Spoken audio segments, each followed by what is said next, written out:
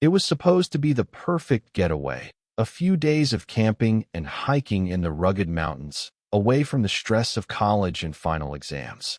For friends, Ethan, Lily, Sarah, and Ryan, all students at the same university, set out for what they hoped would be a relaxing and unforgettable trip. But they never returned.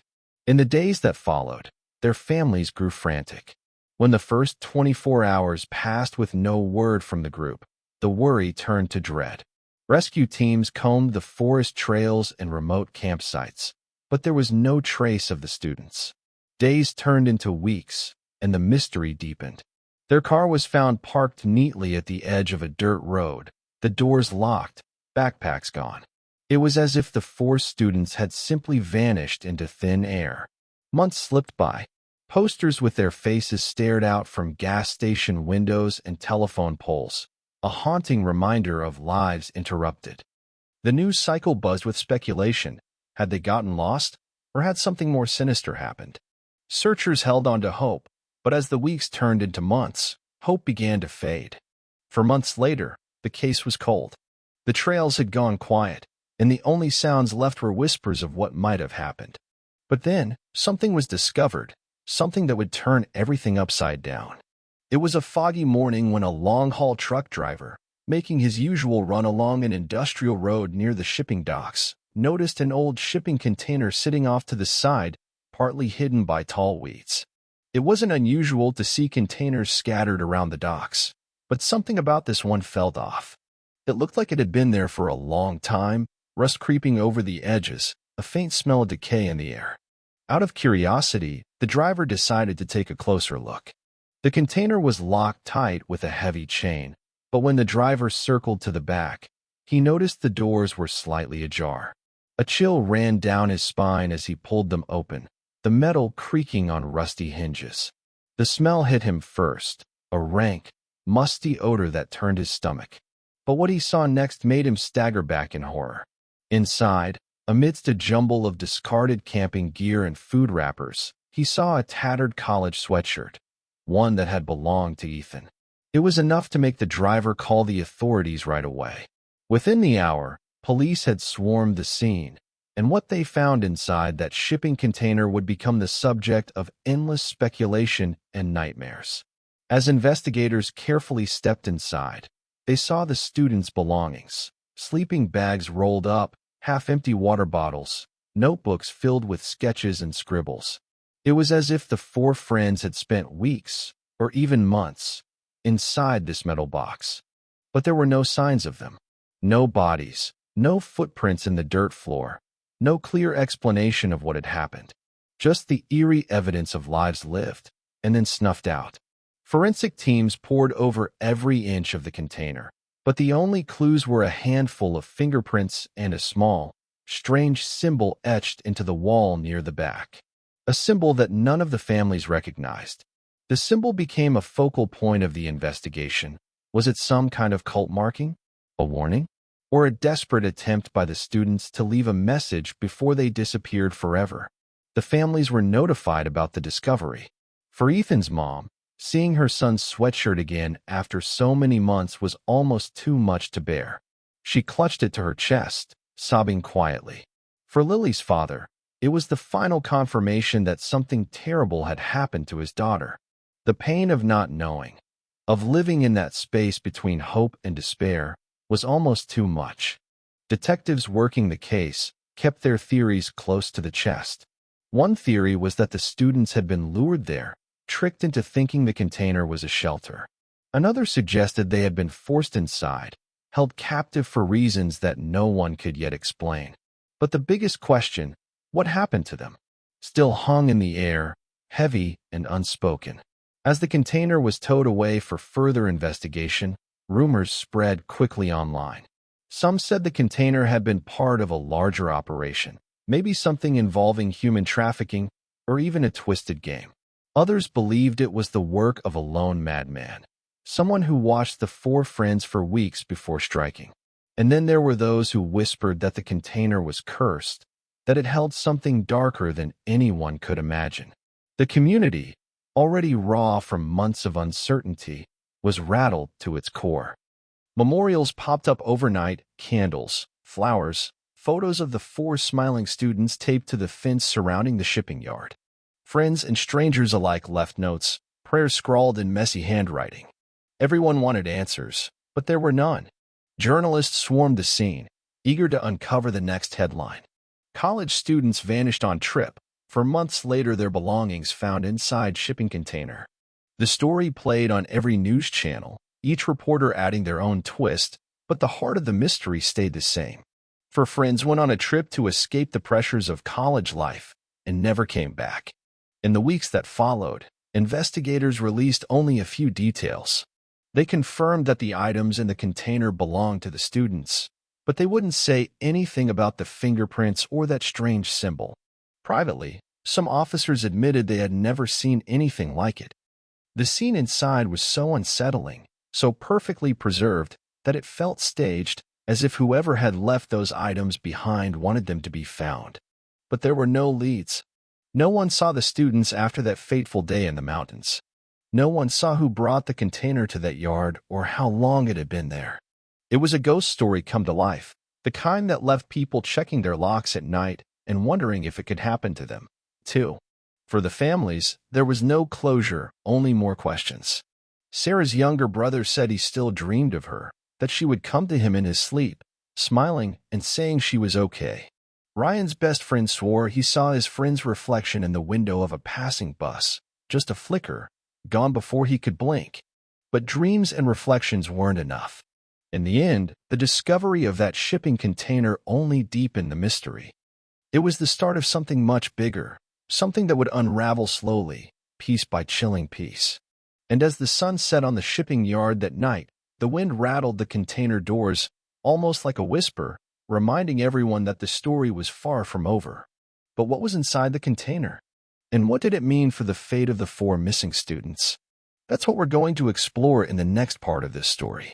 Stay tuned, because what comes next is even more disturbing than you could ever imagine. As investigators began to peel back the layers of this eerie discovery, they found themselves staring at more questions than answers. Who had moved the container there? And why did it hold nothing but scattered traces of 4 missing lives? Even the location of the container itself felt like a clue, dumped in an industrial yard that nobody seemed to own or watch. The area was so desolate that the container could have been there for weeks, maybe even longer, without anyone noticing. As police officers combed through the surrounding yard for any sign of recent activity, they kept coming up empty. No security cameras pointed at the container. No witnesses saw a truck drop it off. It was like a phantom had quietly left it there in the dead of night, locked tight and forgotten until that driver stumbled across it by accident. Meanwhile, the families of Ethan, Lily, Sarah, and Ryan were grappling with a nightmare that had taken a new, darker shape.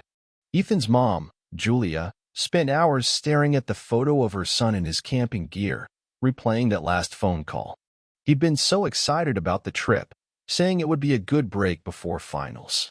Now, all she had was a sweatshirt that smelled of mildew and fear. Lily's best friend, Jenna, was stuck on the details of the trip. She remembered how Lily had meticulously planned every hike and campsite, making sure they had enough supplies and emergency contacts. It didn't make sense that they would just vanish without a trace, leaving everything behind in a metal box. She couldn't stop thinking about that symbol etched into the wall. It felt like a taunt, or a puzzle left behind to torment them. Sarah's dad, Tom, tried to hold the family together, but he couldn't hide the worry in his voice whenever he spoke about her. Sarah had been the kind of girl who always made sure everyone else was okay. She had a habit of leaving notes for her roommates, little reminders or doodles that brightened up their fridge door. The idea of her being trapped, of her things left in a cold container, was a weight he carried every waking hour. Ryan's older brother, Matt, took to the woods himself, retracing the trail markers and paths they'd planned for their trip. He wanted to find something, anything, that would explain how a fun hiking trip turned into an unspeakable mystery. But every step he took into the forest felt like a step deeper into confusion. As for the investigators, they turned to every possible lead they could find. Old friends, classmates, anyone who might have seen the 4 students in those final hours. They learned that the group had stopped for gas just before heading into the mountains, laughing and joking in the convenience store. The cashier remembered them buying trail mix and water bottles, no sign of fear or anything out of the ordinary. After that, it was like the earth itself had swallowed them whole. The small town where they all lived was no stranger to secrets. But this was something else entirely. It didn't take long for rumors to start swirling again. Some said the area near the shipping yard was haunted. There had been stories, decades ago, of strange disappearances around the abandoned industrial lots. Others whispered about a local hermit who lived in the woods and might have watched the group from the shadows. But none of it fit together in a way that made sense. The shipping container itself was sent to a forensic lab. They examined every inch of it, the floor, the walls, the rusted hinges. No blood, no clear sign of struggle, just those personal belongings and that carved symbol. When they dusted for prints, they found dozens of smudged fingerprints, many of them matching the 4 missing students. But there were also prints they couldn't identify, partial, old, and warped by time. The symbol on the wall was what everyone kept coming back to. It was small, almost hidden, like someone had scratched it there in the dark. At first glance, it looked like an abstract design, a looping swirl that ended in a sharp, jagged line. No one recognized it, but an officer said it reminded him of something he'd seen once in an old folklore book, a mark meant to ward off evil. If that was true, it made the whole discovery even more unsettling. Why would the students have left a symbol like that? Ethan's younger sister, Mia, became obsessed with the symbol. She spent hours online, reading about ancient symbols and secret societies, convinced there had to be an answer. She even found an old forum where people posted about the symbol. Theories ranged from cult rituals to lost languages, but nothing solid. Each new post only deepened the mystery. Meanwhile, people in the town started sharing stories of strange lights in the woods at night. Some claimed they'd seen flickers of flashlights weaving between the trees, moving in patterns that didn't make sense. Others said they heard voices late at night, faint echoes of laughter that turned to screams in the dark. Whether it was just fear talking or something more, nobody could say for sure. Journalists kept the story alive, pushing for answers that the police didn't have. Some focused on the lives of the students, painting them as ordinary kids with bright futures cut short. Others dug deeper, weaving conspiracies about the container and the mysterious symbol. But no matter how they spun it, the heart of the story was the same. For friends gone, their lives reduced to scraps of camping gear and a chilling symbol on a metal wall. The detectives assigned to the case spent sleepless nights poring over the files, trying to piece together a timeline. They knew the students had been excited for the trip. They knew the route they'd planned. But how did they end up in that container? Had someone followed them? Or had they stumbled onto something they shouldn't have seen? As weeks turned into another month, the town tried to move on, but the container cast a long shadow. Every day it sat in the evidence lot, a cold metal box holding on to its secrets. For the families, it was a symbol of everything they'd lost and everything they might never know. On the outskirts of town, an old man who had lived there his whole life said he remembered hearing about a similar case long before these students were born. Another group of hikers, gone without a trace, though it had never made the papers. He said the woods had always been that way, full of places where you could vanish without a sound. Whether it was just old stories or something real, no one could say. But for those left behind, there was no comfort in folklore. Each night, they lay awake, wondering if their loved ones were still out there, somewhere. Maybe trapped in another container. Maybe lost in the forest, waiting for rescue. Or maybe something even worse. The discovery of that container was just the beginning. It cracked open a door to something far more unsettling, something that still hadn't shown its full face. And though the police said they were following every lead, the families knew the truth. The real answers were out there in the darkness, waiting to be found. And so the question lingers. Who put that container there? And what happened to the 4 friends who should have come home, but didn't? In the next part, we'll follow the investigation as it takes a chilling turn, revealing even more disturbing details about the night they vanished. Stay tuned, because the truth is stranger than anyone could have imagined, and the mystery is only just beginning. The days after the discovery of the shipping container felt heavy, like the whole town was holding its breath. Everyone wanted answers, but all they had were more questions. Detective Morales, who'd taken the lead on the case, felt the weight of every new theory, every whisper that passed through the community. He'd worked missing persons cases before, but nothing like this, for young lives snuffed out of sight, and all the evidence locked inside a cold metal box. He spent hours reviewing the footage from gas stations, hiking trails, and the edge of town, hoping for even a shadow of the students in those final hours. But each frame felt like another dead end. Morales kept going back to the last known sighting, the group laughing at the gas station. They looked so carefree, like any other college kids on a weekend adventure. That image haunted him the most. How could something so normal end in such darkness? While Morales and his team worked the case, the families tried to hold on to hope. They met every week in a small community center, sharing updates and comfort. Mia, Ethan's sister, showed everyone the forum posts she'd found, the online theories that hinted at secret societies and ancient curses.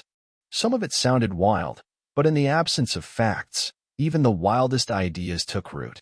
One night, after everyone else had gone home, Mia stayed behind with Jenna, Lily's best friend. They sat in the flickering light of a single bulb, poring over a map of the forest trails. "Look," Mia said, tracing her finger along a faded path that led to an old mining site. "What if they didn't get lost? What if they were following something?" Jenna frowned. "You think they found something out there? Something that led them to the container?" "I don't know," Mia said. "But that symbol, it's not random. It means something. I feel it." Jenna wanted to believe her, but she couldn't shake the cold knot in her stomach. She'd known Lily for years. Lily was careful, always checking for safe routes and backup plans. The idea that she'd wandered off into something dangerous on purpose didn't fit. But nothing about this case fit. Meanwhile, in the town's library, Ryan's brother Matt spent long nights going through old newspapers looking for patterns or connections. He found articles about strange disappearances in the area, dating back decades. Hikers who vanished without a trace. Search parties who turned up nothing but broken twigs and empty campsites. In some of those old clippings, there were mentions of a symbol, always vague, always dismissed as superstition. Matt didn't know what to make of it, but he felt sure it wasn't a coincidence. As these threads began to weave together, Morales was getting pressure from the higher-ups to release something, anything, to the press. But he held back, worried that sharing too much would only lead to more wild theories. He had his own theories, though he kept them quiet. One was that the container was never meant to be found. Whoever put it there was sloppy, or maybe they wanted to send a message. But what kind of message? And to who? The container itself became a symbol of dread in the community. Kids dared each other to sneak into the shipping yard at night, to touch the rusted metal and see if they could hear the voices of the missing. Some said they heard faint knocking if they put their ear to the container, like an echo from another world. It was probably just the wind, but in the dark, it felt real. Even the local pastor, Father Collins, got pulled into the mystery. He'd seen families in pain before, but this was something different. During Sunday services, he spoke of faith and hope, but his own heart was heavy with the weight of the missing. Late at night, he walked the perimeter of the shipping yard, saying quiet prayers for the 4 young souls lost somewhere between the trees and the cold steel walls. In the forest, search teams still went out every week, combing the trails with dogs and drones. But the woods seemed to swallow them up, the dense canopy making it hard to see more than a few feet ahead. More than once, a searcher reported finding odd things. Old toys half buried in the dirt, strange arrangements of rocks that didn't look natural. They took photos, but by the next day, it was like those things had never been there. The biggest mystery of all was the symbol in the container. A local historian, a quiet man named Arthur, offered to help decipher it. He said it looked like an old protective mark, something you'd find carved into doorways to keep evil spirits away. But he admitted it wasn't a perfect match to any known symbol. It's like someone took an old idea, he said softly, and twisted it into something new. That thought, that someone had remade a symbol meant for protection into something more sinister, kept him awake at night. Meanwhile, the four missing students became almost mythic figures in town. People told stories about them, how Ryan was always the first to volunteer for group projects, how Sarah loved to sing when she thought no one was listening, how Ethan always carried a notebook to jot down ideas, and how Lily had a smile that could make even the worst day brighter. In every whispered memory, they lived on. But in the silence of the shipping yard, their absence was a weight no one could ignore. Rumors kept growing. Some said the students had stumbled onto something in the woods, an old cult, a hidden shelter, something best left alone. Others were convinced it was a simple tragedy, that the four had gotten lost and whoever found them took advantage of that. But there was no proof, just endless speculation. One late night, Morales sat in his office, staring at the caseboard. Photos of the students, maps of the area, close-ups of the container's interior. He couldn't shake the feeling that they were missing something obvious. That the answers were right there, buried under layers of half-truths and fear. He thought about the container, about the lonely patch of dirt where it had sat unnoticed for so long. And he wondered, who had the power to make four young people vanish without a trace, and why leave behind those eerie reminders? As the investigation pushed forward, the weight of the unknown pressed in. No one knew what would come next. Maybe another clue would surface, or maybe the trail would go cold again. But one thing was clear. The mystery of the shipping container had become a shadow over the town, a story that refused to let go. And for the families, the search for the truth was far from over. They clung to the hope that somewhere, there was a way to bring their loved ones home, or at least to understand what had happened on that last, fateful trip. The forest, the container, the symbol, they were all pieces of a puzzle that no one yet knew how to solve. And with every passing day, the question of what really happened to Ethan, Lily, Sarah, and Ryan grew more haunting. Because if four friends could vanish so completely, who could say it wouldn't happen again? In the next part of this story, we'll dive deeper into the tangled threads of the investigation and the chilling secrets that might finally start to come to light. Stay with us, because the truth is still out there, waiting to be uncovered.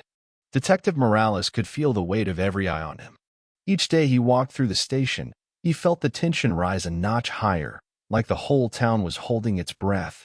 The leads had slowed to a trickle, but his gut told him something was just about to break. He spent late nights hunched over the files, rereading the same statements, the same maps, hoping for something he'd missed. In the back of his mind, he couldn't shake the memory of the container, the musty smell, the scraps of the students' lives left behind. And that symbol. It was etched in his mind as clearly as it had been on the wall. The historian, Arthur, had been right about it being protective, but there was something else too, a feeling that it wasn't meant to keep evil out, but to hold something in. Jenna had grown restless. She and Mia had become something like sisters in the weeks since the discovery. They spent hours together, combing through forums and sketchy blog posts that claimed to know the truth.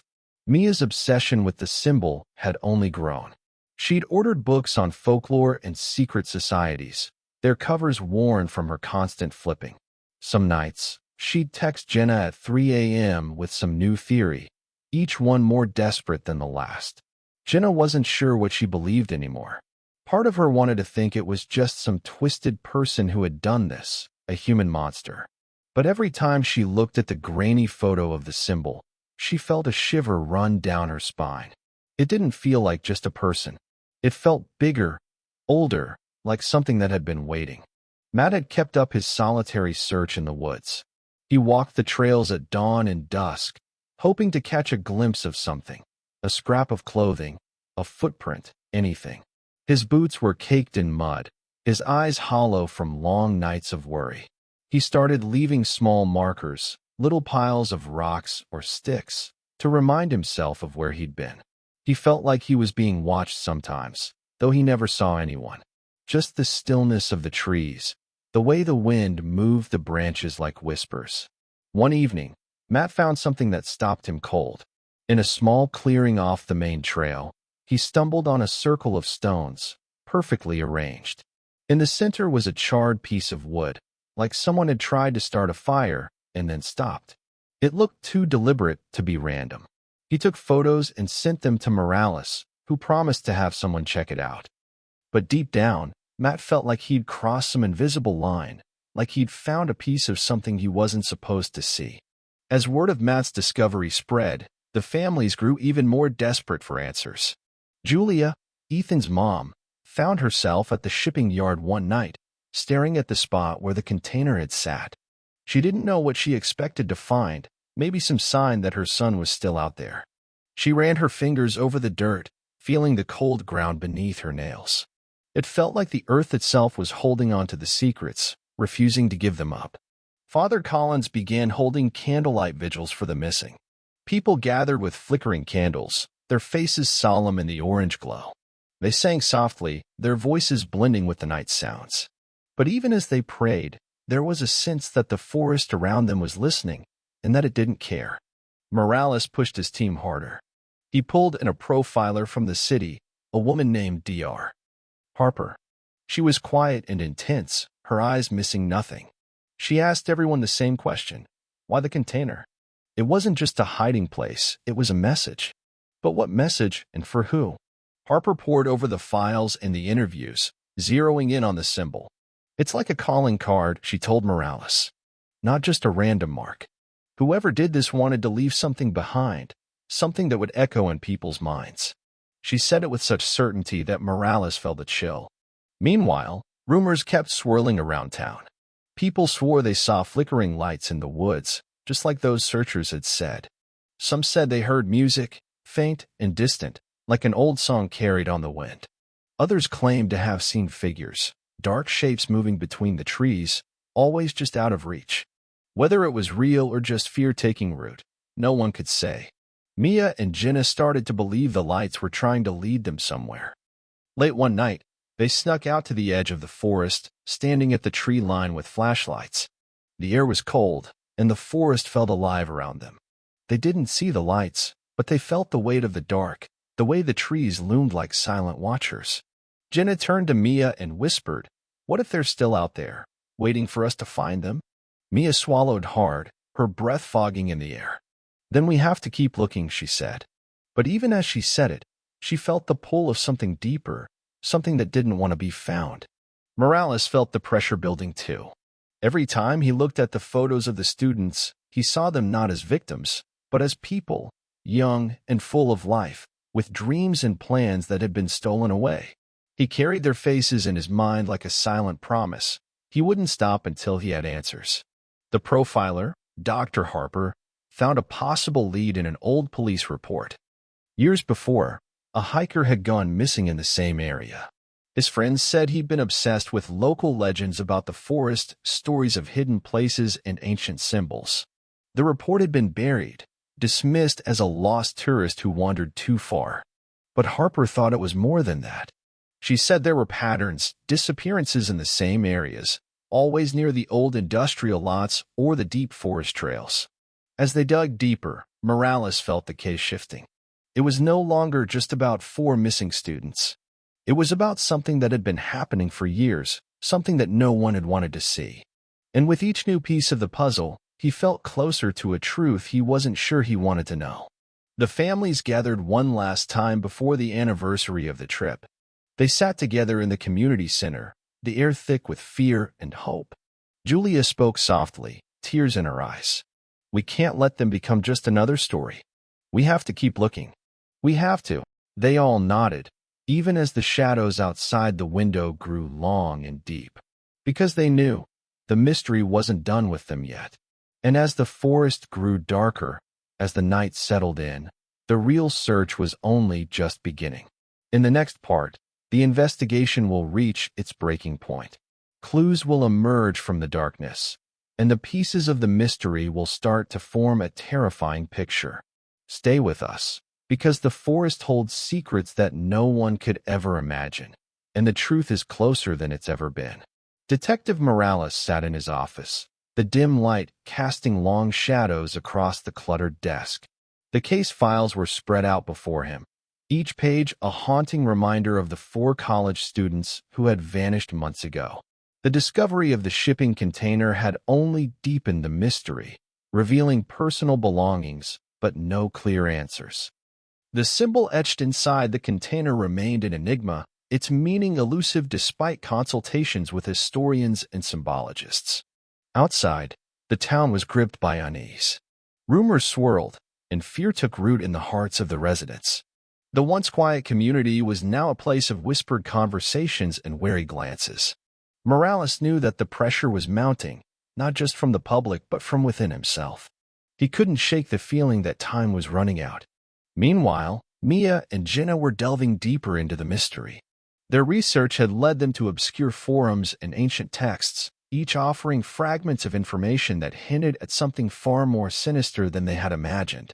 The symbol, they discovered, bore a resemblance to markings used in rituals meant to bind or contain. But what was being contained and why?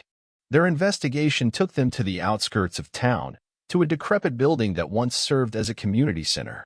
Inside, they found remnants of gatherings, old chairs, faded banners, and a dusty podium.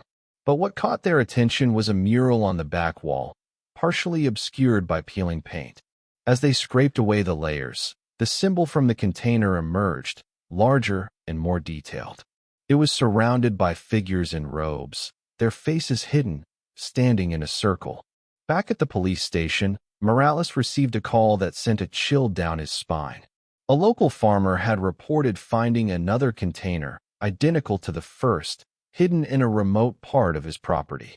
Inside were more personal items, clothing, notebooks, and photographs, but no sign of the missing students. The symbol was there too, etched into the metal wall, accompanied by a new addition, a date, just a week away. As the date approached, tensions in the town escalated. People reported strange occurrences, unexplained noises at night, pets disappearing, and shadows moving just beyond the edge of vision. The atmosphere was thick with dread, and Morales felt the weight of responsibility pressing down on him. He knew that whatever was coming, it was tied to the symbol and the missing students. On the eve of the marked date, Morales, Mia, and Jenna stood before the second container, its doors sealed shut. They had pieced together enough to believe that the containers were part of a ritual, a means of containment. But containment of what? As they prepared to open the doors, the air grew still, and a sense of foreboding settled over them. The answers they sought were within, but so too was something else, something that had been waiting. As the doors creaked open, the darkness inside seemed to pulse, as if alive. The trio stepped forward, their flashlights cutting through the gloom. What they found would challenge everything they thought they knew, pulling them deeper into a mystery that defied explanation. The climax of their search was at hand, and the true nature of the conflict was about to be revealed. Jenna's breath caught in her throat as the container doors swung open, revealing a darkness so complete it felt like it would swallow them whole. Their flashlights pierced the gloom, sweeping over walls covered in symbols and cryptic drawings. At the center of the container lay a small wooden box, its surface worn and cracked with age. Mia reached out with trembling fingers, her hand hovering just above it, as if she could feel the energy pulsing from within.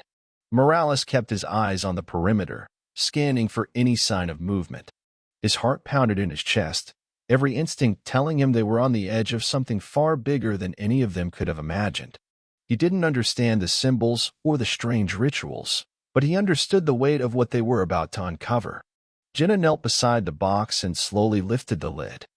Inside was a bundle of photographs, each one showing the 4 missing students in different places: the gas station, the trailhead, even the container yard itself. But the last photo made her stomach twist. It showed the students standing in a clearing in the woods, surrounded by the same robed figures from the mural. The date on the back matched the one etched into the container wall. Mia's hand shook as she turned the photo over, her eyes wide. "They're alive," she whispered. Or at least, they were. Her voice broke, and Jenna put a hand on her shoulder. They had come so far, but the truth was slipping through their fingers like smoke. Morales' radio crackled to life. "Detective, "We've got movement in the woods," a deputy's voice said, tense and urgent. "Figures. They're moving toward your location." He clicked the radio off and looked at the two women. "We need to get out of here. Now." But as they stepped back, the air around them seemed to thicken. A low hum filled the container, vibrating through the metal walls and rattling their bones. Mia's eyes darted around wildly. "It's the same sound I heard in my dreams," she said, her voice shaking. "The same." Jenna grabbed her hand and pulled her back. "Come on, Mia. We have to go." Outside, the forest was alive with movement. Shadows flitted between the trees, and the air felt heavy, charged with a strange electricity.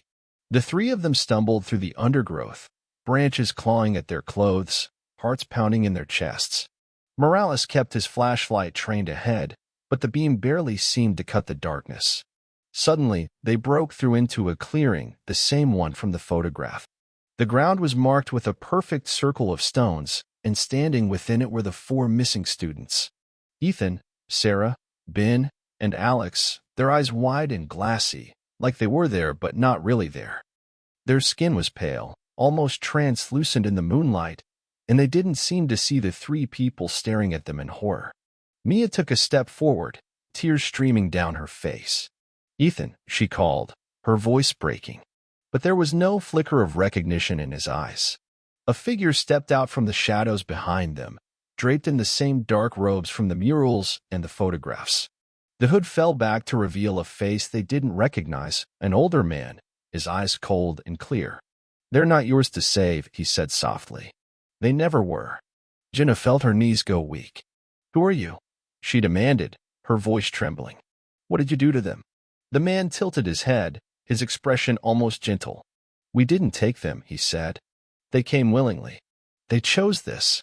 Morales took a step forward, his hand on his sidearm. "What the hell does that mean?" he growled. "Why would they choose this?"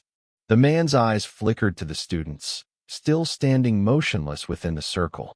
"Because they were searching for answers. Just like you. And sometimes, the answers we find are not meant to be known." He raised his hands, and the hum in the air grew louder, pressing against their skulls. The students began to chant in low, monotone voices, the sound weaving through the clearing like a spell. Jenna clutched Mia's hand, her heart racing. "We have to stop this," she whispered. But before they could move, the ground within the circle split open, a jagged crack that glowed with an otherworldly light. The students didn't flinch or move, their faces blank as the light swallowed them. Morales lunged forward, but the man held up a hand, and he froze in place, his body locked in place by an unseen force. The crack in the earth widened, the light intensifying until it was almost blinding. And then, with a sudden, ear-splitting crack, the light vanished, and the clearing fell silent. The students were gone, the circle empty. The man turned to them, his eyes sad. "It's done," he said softly. "They're beyond your reach now." Mia fell to her knees, sobs racking her body. Jenna knelt beside her, tears streaming down her own face. Morales felt the weight of it all settle on his shoulders, crushing and absolute. The man stepped back into the shadows, and before they could react, he was gone, vanished as if he had never been there at all. They sat in the clearing for a long time, the night pressing in around them. Finally, Morales spoke, his voice hoarse. "We have to leave. There's nothing more we can do here." As they made their way back through the woods, the first hints of dawn were starting to break through the trees. The air was still, the forest silent. But the weight of what they had witnessed hung heavy over them, a burden they would carry for the rest of their lives. Days later, as the sun set over the quiet town, Morales sat alone in his office, staring at the last photograph they had found in the container. There, in the background of the clearing, he saw something he hadn't noticed before, a fifth figure, partially obscured by the trees. It wasn't one of the students, and it wasn't the man in the robes. It was someone else, watching. He leaned back in his chair, the photo shaking in his hands. The case was over. The students were gone. The trail had gone cold. But in his gut, he knew the truth. This wasn't the end. It was only the beginning.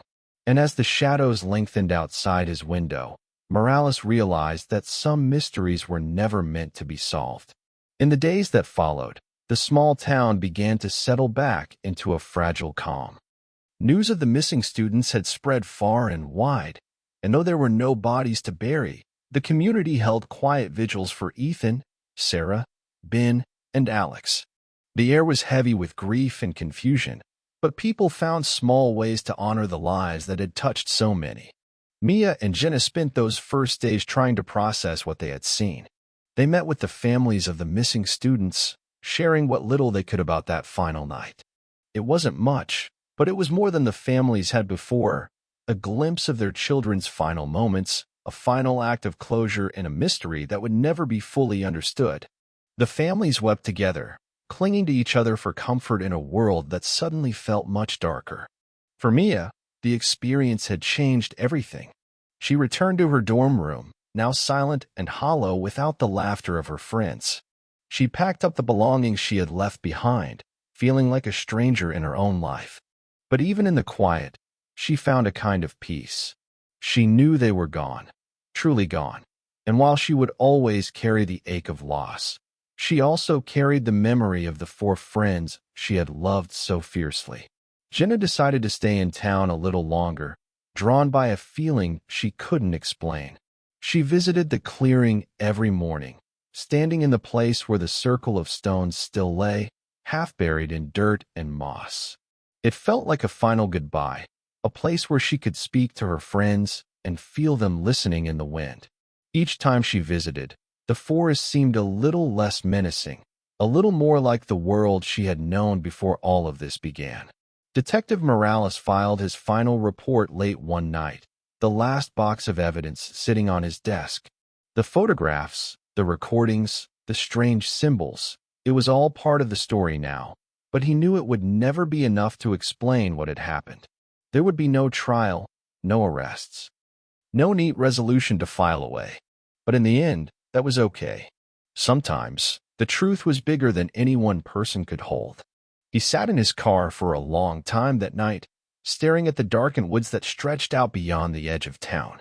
The forest had always been there, patient and timeless, and now he understood that it held secrets older than any of them. It wasn't something to solve or conquer. It was something to respect, even if it meant never really understanding. Before leaving for good, Morales met with Mia and Jenna one last time. They sat in a small diner on the edge of town, the kind of place where the coffee was always hot and the waitresses knew your name. The 3 of them shared a quiet meal, trading memories of the students they had all come to know in different ways.